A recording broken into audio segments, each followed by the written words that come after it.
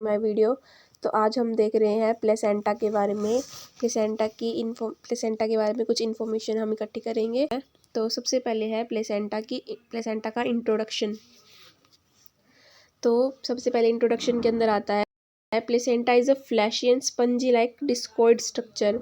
जो प्लेसेंटा है ये डिस्कॉइड शेप का होता है, डिस्क लाइक स्ट्रक्चर का होता है और स्पंजी होता है। ठीक है, इसके अंदर कुछ लोब्स भी पाए जाते हैं। ठीक है, विच इज़ डेवलप्ड फ्रॉम, जो कि कैसे बनता है, ट्रोफोब्लास्ट लेयर जो होती है फर्टिलाइज्ड ओवम की मैटरनल सरफेस से, उससे ये डेवलप्ड होता है। ठीक है, इसके बाद बताया गया है इट हैज़ टू सरफेसिस। इसकी दो सरफेस होती है, एक मैटरनल सरफेस होती है, एक होती है फीटल सरफेस, जो कुछ इस तरह से दिखाई देती है।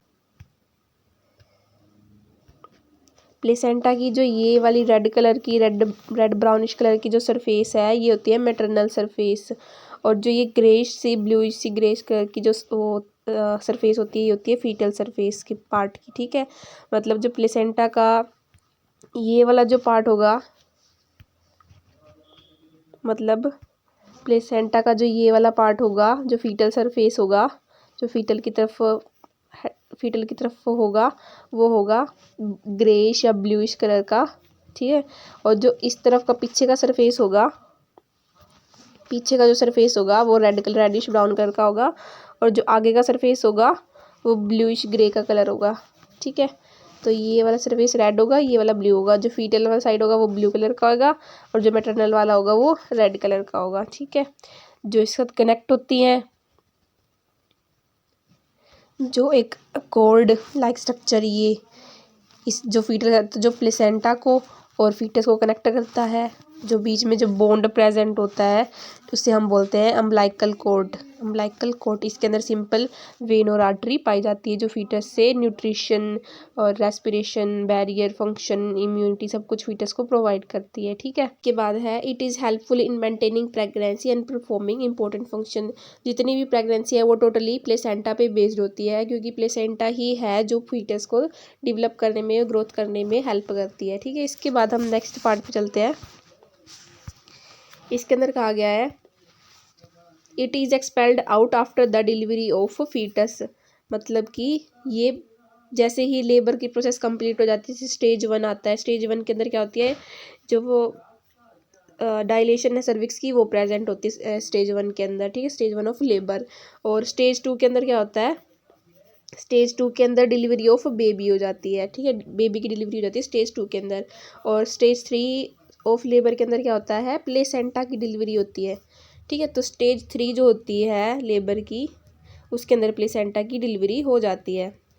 ठीक है,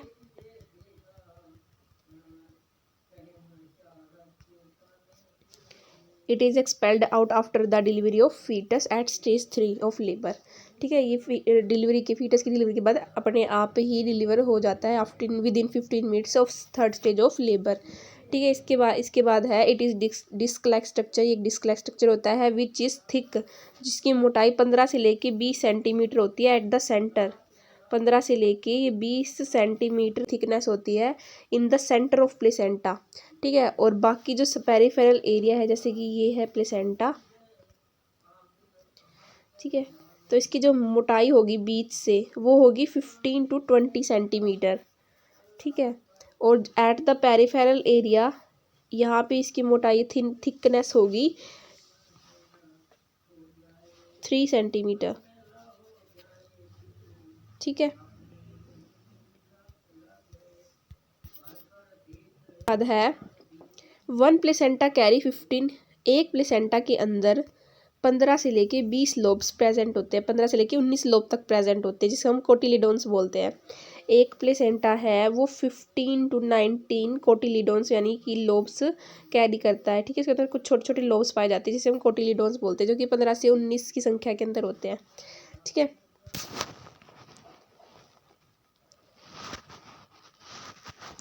एक प्लेसेंटा के अंदर टोटल 15 to 19 लोब होते हैं। हम मान के चलते हैं 15 कोटिलीडोन्स हैं, 15 लोब हैं।